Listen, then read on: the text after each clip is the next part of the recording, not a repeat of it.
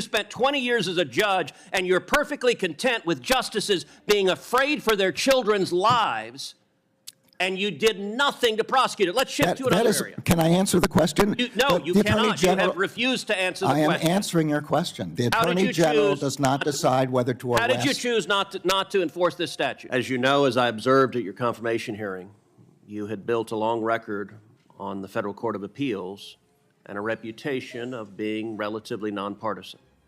And so I had hopes that your tenure as Attorney General would continue that record. I have to say I'm deeply disappointed in what the last 2 years have shown. In my judgment, the Department of Justice has been politicized to the greatest extent I've ever seen in this country.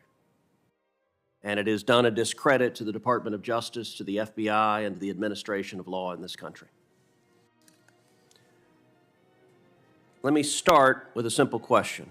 General Garland, is it a federal crime to protest outside of a judge's home with the intent of influencing that judge as to a pending case? The answer to that is yes, but I also want to at least respond to your characterization of the department, which Sure. I vigorously disagree with. I believe the men and women of the department pursue their work every single day in a nonpartisan and an appropriate General way. Garland, there are thousands of men and women who do that, and I'll tell you, I hear from prosecutors at the Department of Justice, I hear from agents at the FBI who are angry that it is treated as the enforcement arm for the DNC instead of upholding the law in a fair and even-handed manner. So you are right. There are thousands of men and women that are doing the job, but it is the political leadership that you're responsible for. So you just said, yes, it's a crime to protest at the home of a judge.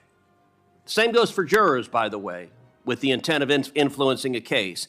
But in the wake of the leak of the Dobbs decision, when rioters descended on the homes of 6 Supreme Court justices, night after night after night, you did nothing. The department did nothing. When extremist groups like Ruth Sent Us and Jane's Revenge openly organized campaigns of harassment at the homes of justices, you sat on your hands.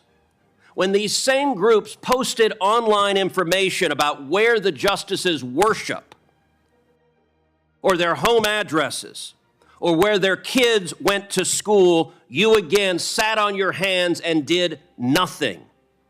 Your failure to act to protect the safety of the justices and their families was an obvious product of political bias. You agree with Roe versus Wade, you disagree with the Dobbs decision, and the Department of Justice under this president was perfectly happy to refuse to enforce the law and allow threats of violence. And as you know, those threats finally materialized with Nicholas Roski, a 26-year-old man from California who traveled across the country, was arrested outside the home of Justice Kavanaugh, armed with a handgun, a knife, and burglary tools.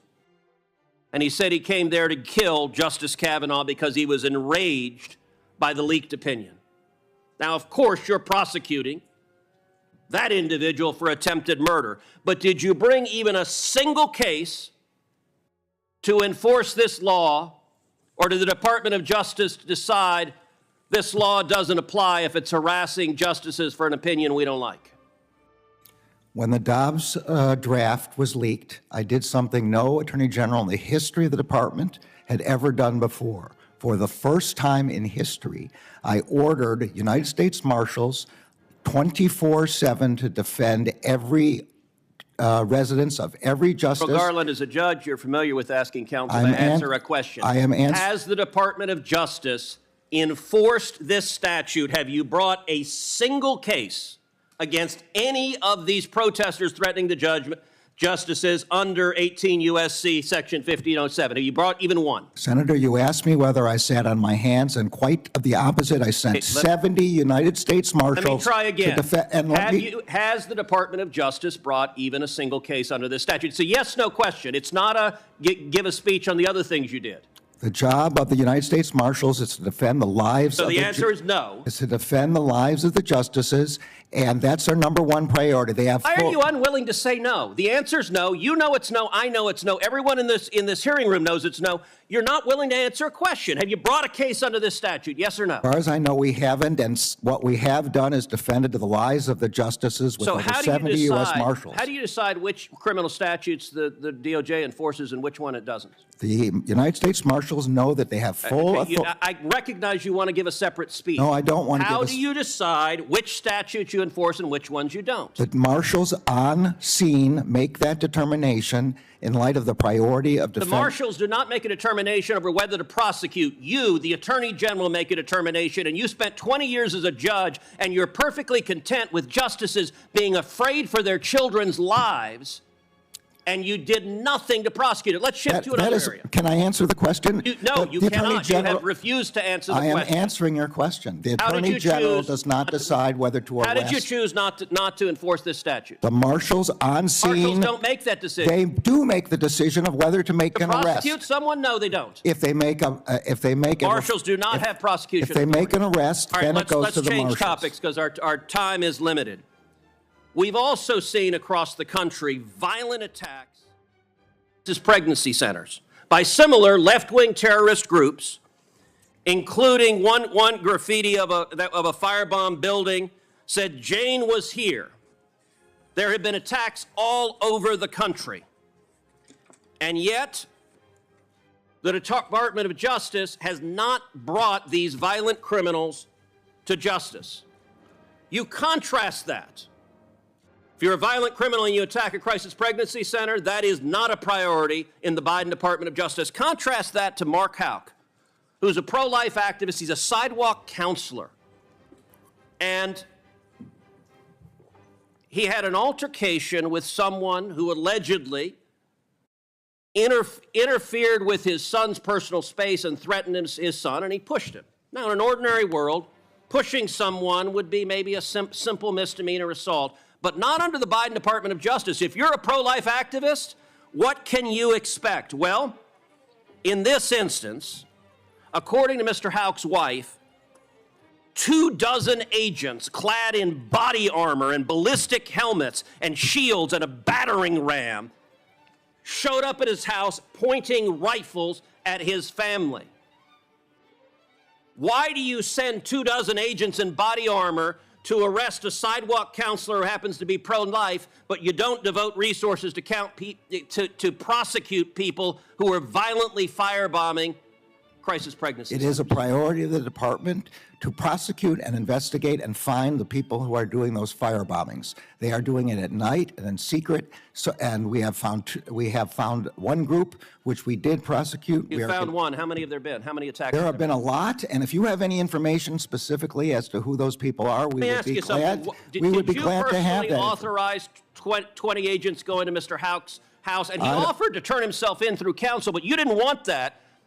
The Department of Justice wanted to make a show of it. Did you personally authorize it? And do you want to apologize to Mrs. Houck and her 7 children for being terrorized? The decisions about how to do that are made at the level of the FBI agents on scene. Did you know about it? I did not know about it until the way you're describing it. And my understanding is the FBI disagrees with that description. Was it a mistake? Senator's time has expired. I'm going to allow the witness to respond to any of the questions that were asked. Was it a mistake? I'm going to chair the committee, Senator. I'm sorry you're not.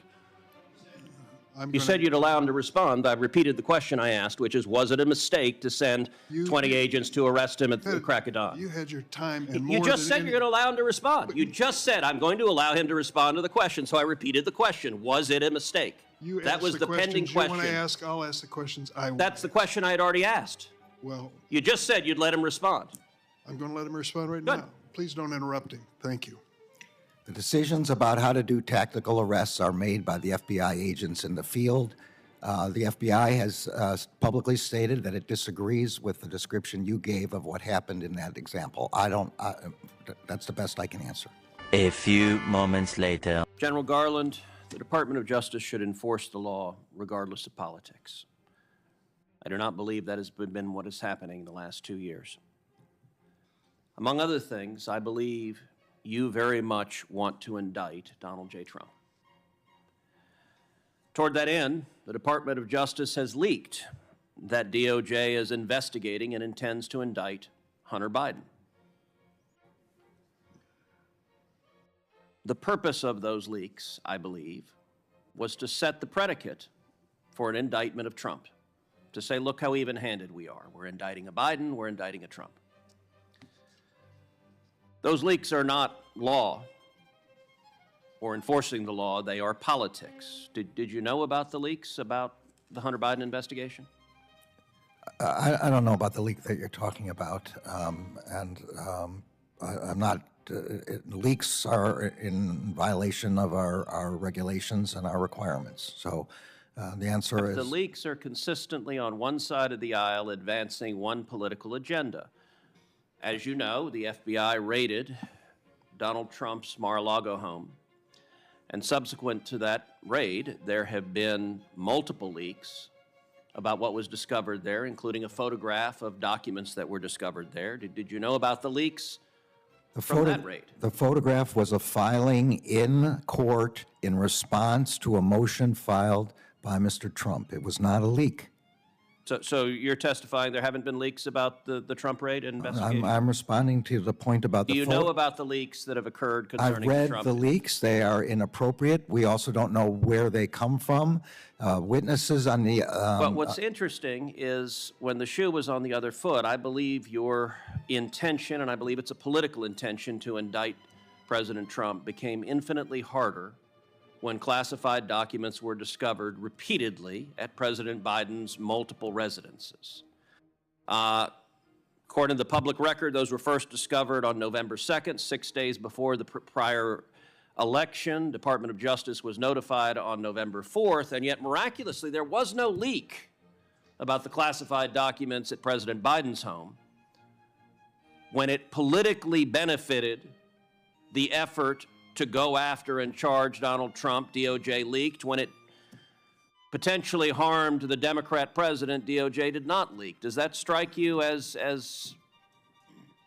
at all a double standard? Leaks under all circumstances are inappropriate, and they were not directed by anyone in the Justice Department. Let me say in particular on Hunter Biden, I very much hope that an investigation of Hunter Biden is focused not just on his own personal substance abuse issues, but on connections to his father and potential corruption. That is the matter of public concern and why people are concerned. And it was striking that the leak that came out from DOJ suggested this is just going after some poor person struggling with drugs instead of looking at the very real evidence of corruption.